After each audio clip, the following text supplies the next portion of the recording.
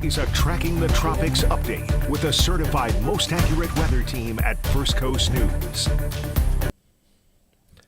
Hurricane Rafael is currently located in the Gulf of Mexico. This after making landfall as a major hurricane over western Cuba. And we're expecting this to continue to track towards the west and slowly weaken out over the next several days. Meanwhile, there's another area that is still given a low chance of development located just towards the north and east of Puerto Rico, but I'm not really having high expectations on that area. So I'm meteorologist Robert Spetta. This is Talkin Tropics, and let's break down, the forecast across tropics and how it is still going to be impacting parts of the Gulf Coast, including the first coast around Florida and over towards Georgia here. So let's actually just take a look at the current satellite imagery here. And what we have going on right now, though, as of 10 o'clock here on Thursday morning, is winds of 100 miles per hour. So still a solid Category 2 storm system. But you can see plenty of shear kind of ripping this storm off towards the north and east as it interacts with a passing front. It is expected to still continue to track off towards the west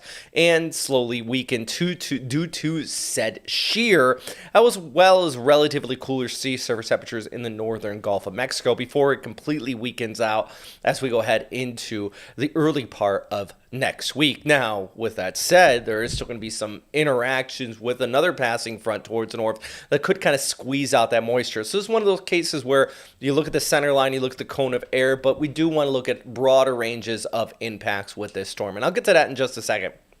Right now, though, as of our Thursday morning, no warnings or watches are no longer in place here across Cuba over towards southwestern Florida. I know Key West was under a tropical storm warning at one point, but that since has backed off. This is a look at satellite and radar imagery. Pretty interesting to still see an eye there on radar from our site out into Key West. It's kind of peering out through those clouds there.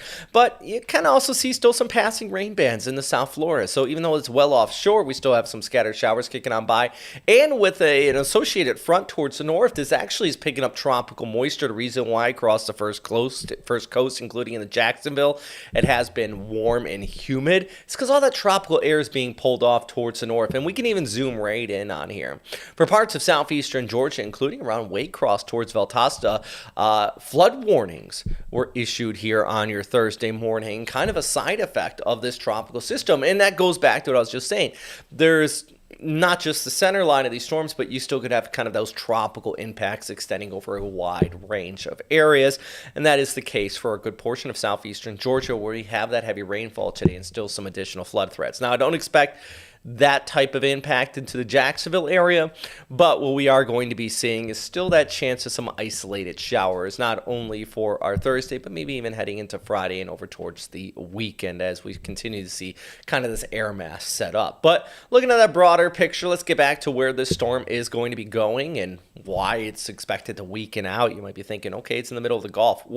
What's going on here? Typically, we get storms out here, and typically they flare up. Well, that's in the middle of the season. Here in November, we have to deal with these passing fronts that do tend to dip down. And our spaghetti plots really kind of indicate that. It looks like it runs right into a brick wall there. That brick wall is actually this front which is diving in from the north and west. And once that kind of collides with our area of low pressure, it's going to squeeze it out. Now, this particular model actually shifts it towards north. The NHC continues it off towards the west.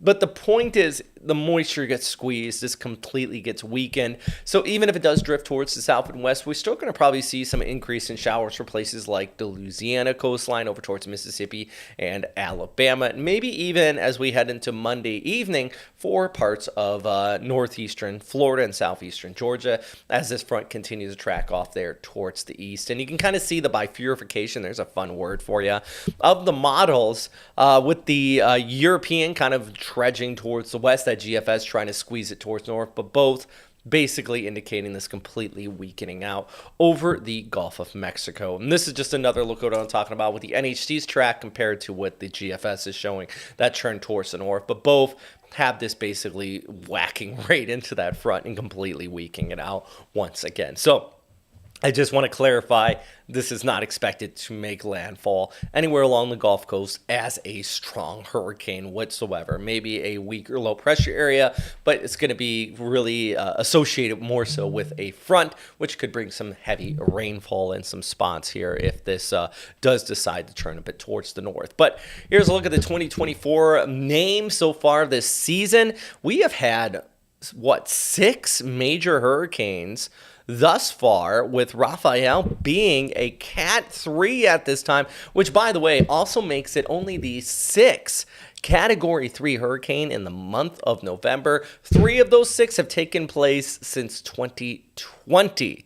Take that information as you will, but I can tell you these record warm sea surface temperatures out there are not helping with our early season storms like we've seen with Beryl this year, a Cat 5 in June, and these late season storms like we are seeing here currently with Rafael. And by the way, this is the first year on record where we had a major hurricane in the month of June and also in the month of November. So the hurricane season starts in June, goes out towards November, and this year more than any, you really have to remember that, that hurricane season doesn't end until we kind of get some relatively cooler air spilling in. But for now, we're continuing to track Rafael out here off the west coast of Florida, moving through the Gulf of Mexico. Thanks for watching our firstcoastnews.com here and at First Coast News Plus. Make sure you continue to check back in for more information on FCN Plus, because we not only do these updates, we do all sorts of different news, but of course, continue to track the tropics here for you. So it's another avenue to get this information